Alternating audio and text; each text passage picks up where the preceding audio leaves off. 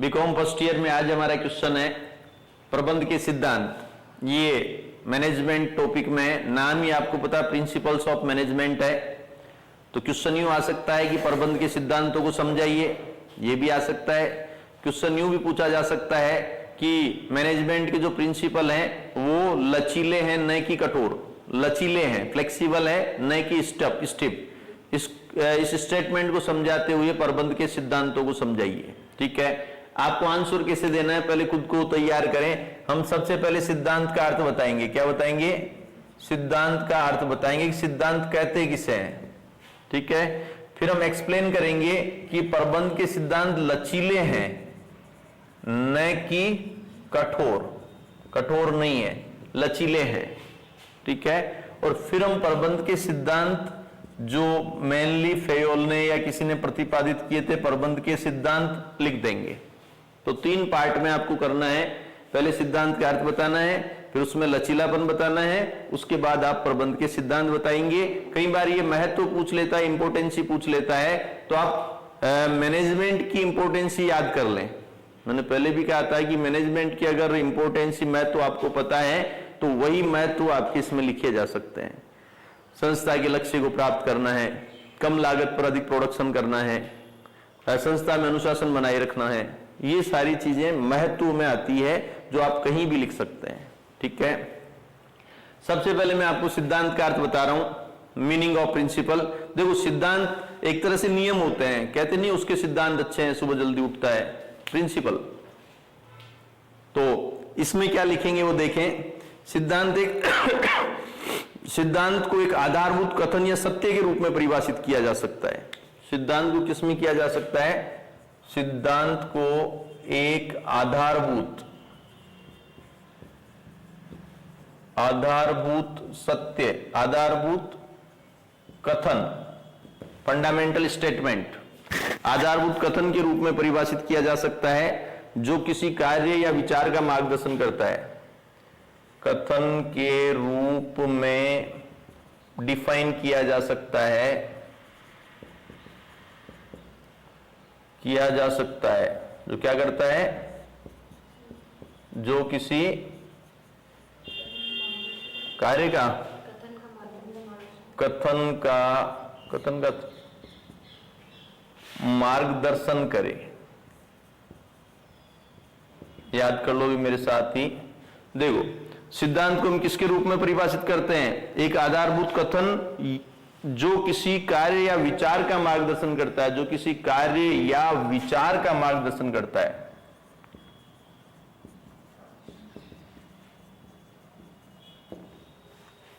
सिद्धांत को एक फंडामेंटल स्टेटमेंट के रूप में डिफाइन किया जा सकता है। सिद्धांत को किसके रूप में? फंडामेंटल स्टेटमेंट के रूप में डिफाइन किया जा सकता है, परिभाषित किया जा सकता है, जो क्या करता है? किसी काम या अपने विचार का मार्गदर्शन करता है। अगर मैं इसको इंग्लिश में लिखूं तो principle can be defined is fundamental statement. Principle can be defined as a fundamental statement and truth which providing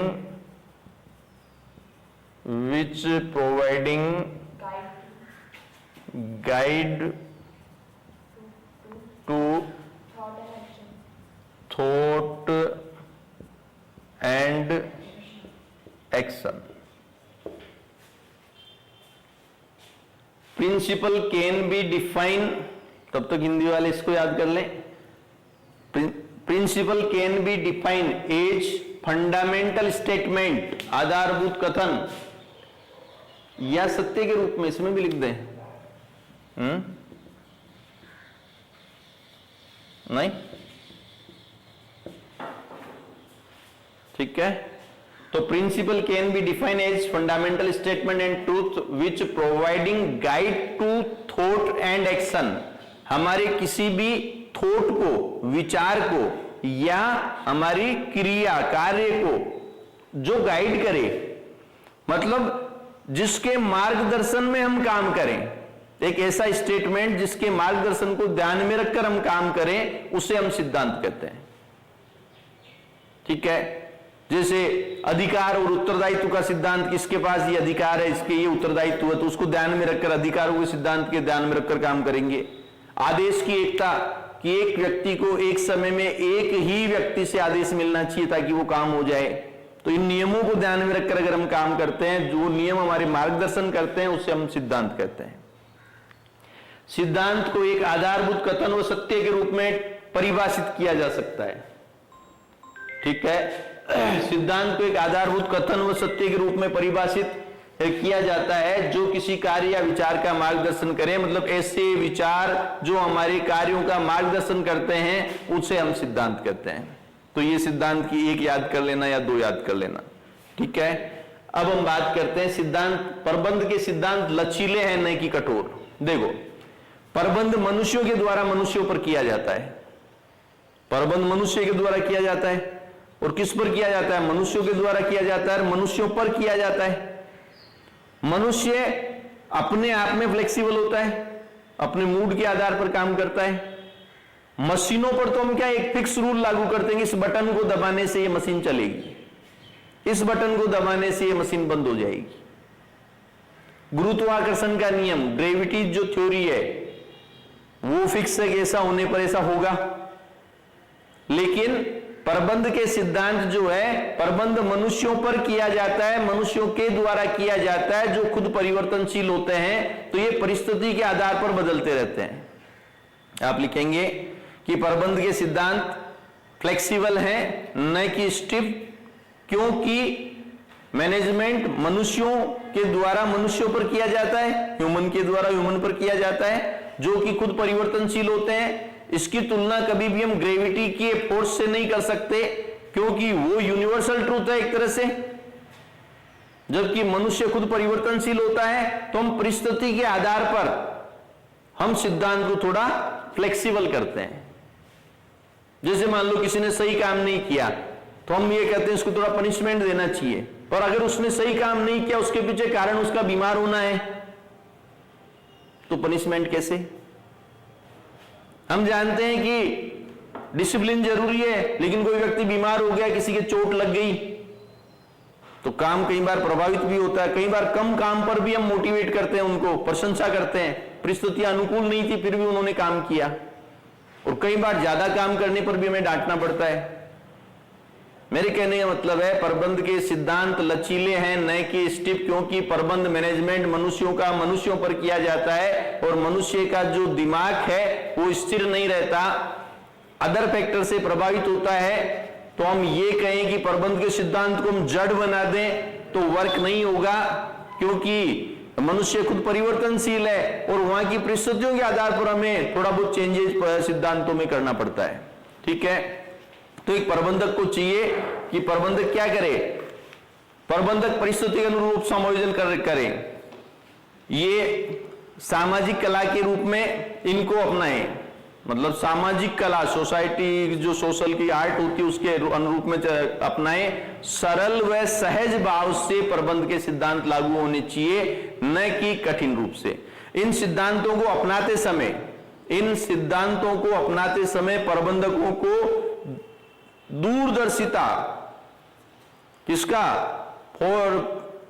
फोरसाइटनेस, दूरदर्शिता, एफिशिएंसी व ह्यूमैनिटी का परिचय देना चाहिए। इन सिद्धांतों को अपनाते समय, ये लाइन लिखेंगे आप कि इन सिद्धांतों को अपनाते समय प्रबंधकों को सहज, सरल, दूरदर्शिता, कार्य क्षमता, एफिशिएंसी व मानवता का परिचय देना चाहिए। इन सिद्धांतों को अपनाते समय प्रबंधकों को सरल, सहज, दूरदर्शिता मतलब फोरसाइटनेस, एफिशिएंसी मतलब कार्य क्षमता, व ह्यूमैनिटी मतलब मानवता का परिचय देना चाहिए, न कि जड़ बन के काम करें। अगर जड़ बनकर काम करेंगे तो प्रबंध के सिद्धांत असफल हो जाएंगे। समझ गए? अब हमें लिखना है प्रबंध के सिद्धांत कौन कौन से हैं। तो इसके लिए मैं एक लाइन लिख रहा हूं,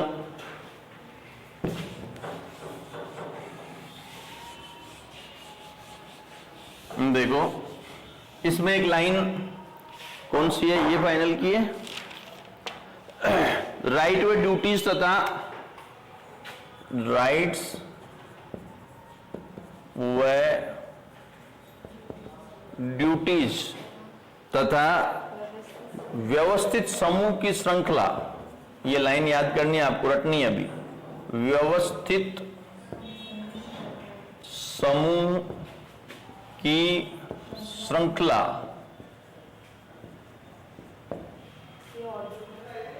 से ऑर्डर को सेंट्रलाइज्ड करके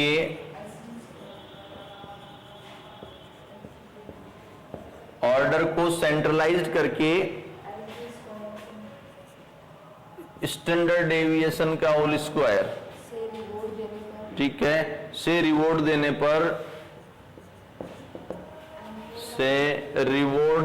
पर एनपीए कम किया जा सकता है ना। एनपीए नॉन परफॉर्मिंग एसेट्स होती है ना, एनपीए को कम किया जा सकता है।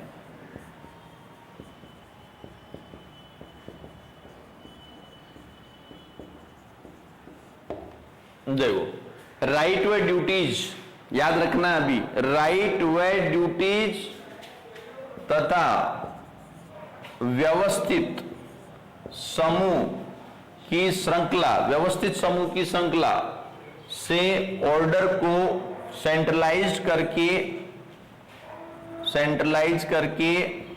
स्टैंडर्ड डेविएशन का स्क्वायर, एसडी का होल स्क्वायर, जो स्टेट में स्टैंडर्ड डेविएशन है, स्टैंडर्ड डेविएशन के स्क्वायर से रिवॉर्ड देने पर क्या किया जा सकता है, एनपीए को कम किया जा सकता है।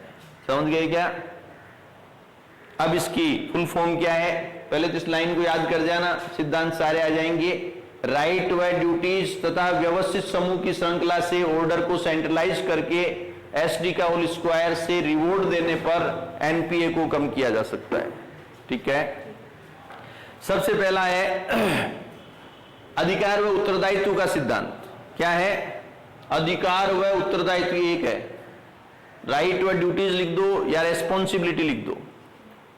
ठीक है, राइट एंड रेस्पॉन्सिबिलिटी, हिंदी में क्या कहेंगे, अधिकार व उत्तरदायित्व। फिर व्यवस्था का सिद्धांत, व्यवस्था, अरेंजमेंट, प्रिंसिपल ऑफ अरेंजमेंट, व्यवस्था का सिद्धांत। समूह भावना का सिद्धांत, व्यक्तिगत हित की जगह समूह के हित को वरीयता, व्यक्तिगत हित की जगह समूह के हित को वरीयता क्या माना जाएगा, समूह भावना, कि समूह की आपकी भावना क्या है, हम व्यक्तिगत हित की जगह सामूहिक हित को वरीयता देते हैं, तो समूह भावना। ठीक है, फिर आपके सोपान श्रृंखला, सोपान श्रृंखला का मतलब होता है, सोपान श्रृंखला का क्या मतलब है, आपके आदेश जो होते हैं श्रृंखलित होने चाहिए। कैसे?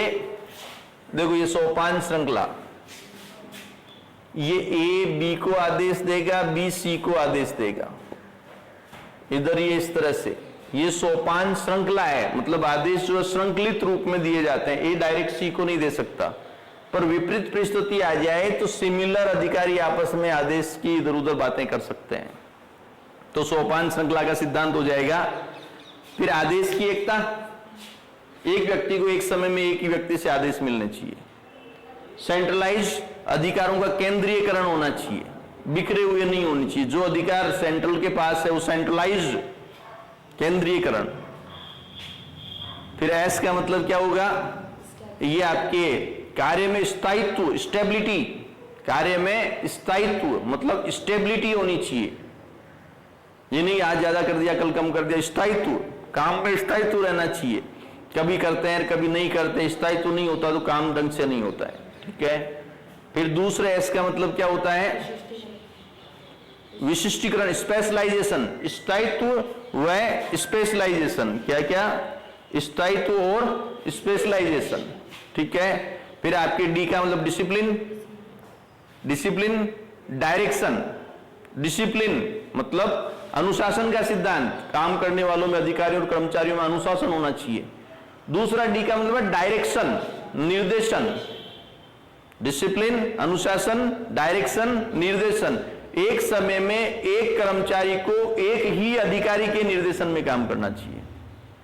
एक समय में एक कर्मचारी को एक ही अधिकारी के निर्देशन में, डायरेक्शन में काम करना चाहिए। मतलब उसको एक का ही डायरेक्शन मिले, दो जने कहेंगे, एक कहेगा ऐसे कर ले, दूसरा कहेगा नहीं ऐसे क्यों कर रहा है, समझ गए? तो कंफ्यूज हो जाएगा वो। पारिश्रमिक, उचित पारिश्रमिक मिलना चाहिए। फिर न्याय, पहल और एनपीए, वो मैंने उसमें कर दिया फिर, है ना। तो इसको आदेश में लिया था मैंने, फिर मैंने आदेश का अलग कर दिया, ऑर्डर का, है ना। तो यहां मैं लिख देता हूं एक बार। पहला है राइट और ड्यूटीज। पहला क्या है, मेरे साथ ही याद कर लें, राइट और रेस्पॉन्सिबिलिटी कर दो या ड्यूटीज कर दो। अधिकार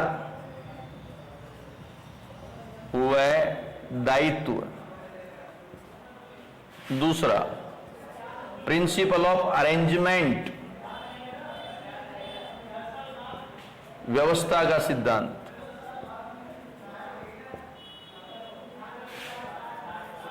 समूह, टीम, समूह भावना। कई बार हम व्यक्तिगत हित को गौण कर देते हैं, सामूहिक हित को वरीयता देते हैं। कई बार आपने देखा होगा, क्रिकेट देखते हैं आप, तो एक अच्छा जमा हुआ बैट्समैन है, रनआउट के चक्कर में बॉलर खुद रनआउट हो जाता है, बैट्समैन को बचा देता है। समूह भावना उसे कहते हैं। नहीं तो वो अपना खुद, मान लो ऐसी स्थिति आ जाएगी, बैट्समैन को आउट करा दें। समूह भावना मतलब एक समूह भावना, उद्देश्य जीत का होना चाहिए। तो समूह भावना का सिद्धांत, टीम यूनिटी कह सकते हैं, टीम की यूनिटी। फिर आपके श्रृंखला, ये मैंने आपको बताया था, सोपान श्रृंखला। सोपान श्रृंखला इंग्लिश में क्या कहेंगे, किसकी? प्रिंसिपल ऑफ HIRACY,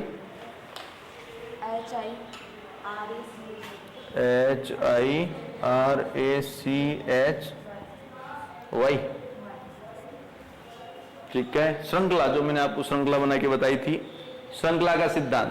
फिर आपके ऑर्डर, ऑर्डर मतलब आदेश की एकता, आदेश की एकता, ऑर्डर। सेंट्रलाइज्ड, जो अधिकारों का केंद्रीयकरण,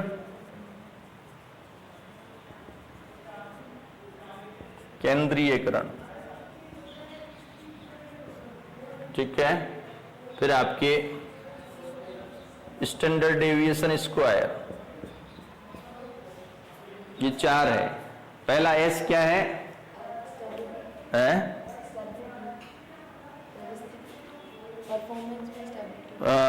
स्टेबिलिटी। पहला एस स्थायित्व, इंग्लिश में स्टेबिलिटी, स्टेबिलिटी। दूसरा एस स्पेशलाइजेशन, विशिष्टीकरण, स्पेशलाइजेशन, विशिष्टीकरण। फिर डायरेक्शन, और डायरेक्शन मतलब निर्देशन, और अनुशासन, डिसिप्लिन, अनुशासन। फैक्ट्री में काम करने वाले कर्मचारियों और अधिकारियों में अनुशासन होना चाहिए। तो ये स्थायित्व का हो जाएगा, स्पेशलाइजेशन हो जाएगा, डायरेक्शन हो जाएगा, डिसिप्लिन हो जाएगा। स्टैंडर्ड डेविएशन स्क्वायर, चार याद हो जाएंगे। स्टेबिलिटी स्थायित्व, स्पेशलाइजेशन विशिष्टीकरण, डायरेक्शन और डिसिप्लिन। डायरेक्शन निर्देशन को कहते हैं, डिसिप्लिन आप जानते हैं अनुशासन को कहते हैं, तो शायद हिंदी में जोर नहीं आएगा, ठीक है। इसके बाद आपके रिवॉर्ड मतलब उचित पारिश्रमिक, ये तो हम जानते हैं, अगर कर्मचारी को उचित पारिश्रमिक नहीं मिलेगा तो काम नहीं करेंगे। फिर आपके एनपीए, तो ये एन एक है, पीए एक है। न्याय संगत होनी चाहिए, न्याय होना चाहिए ताकि लोग आराम से काम करें कि चलो उनके साथ गलत नहीं होगा, न्याय होना चाहिए। और पीए का मतलब हो गया पहल का सिद्धांत, पीए पहल, टीम में पहल की भावना होनी चाहिए, नहीं तो ये कौन करेगा काम, तो आगे नहीं आते हैं। जब तक पहल की भावना नहीं होगी संस्था अपने लक्ष्य को प्राप्त नहीं कर सकती।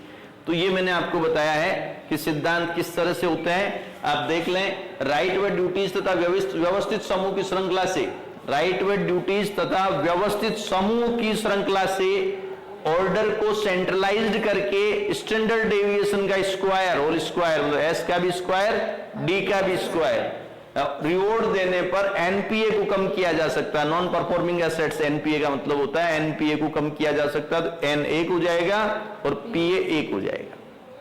क्या करोगे, लिख लो एक बार मेरे साथ ही या याद कर लो, राइट व ड्यूटीज तथा व्यवस्थित समूह की श्रृंखला से, राइट व ड्यूटीज तथा व्यवस्थित समूह की श्रृंखला से ऑर्डर को सेंट्रलाइज्ड करके स्टैंडर्ड डेविएशन के स्क्वायर, होल स्क्वायर से रिवॉर्ड देने पर एनपीए को कम किया जा सकता है। इससे आपके सारे याद हो जाएंगे और उसके अंदर आप लिख सकते हैं। अब इसमें से अगर आपको कोई सिद्धांत समझना हो कि आदेश की एकता को समझाऊं या निर्देश की एकता को समझाऊं, तो आप कमेंट में लिख देना, मैं उसके लिए अलग से छोटा वीडियो बना दूं।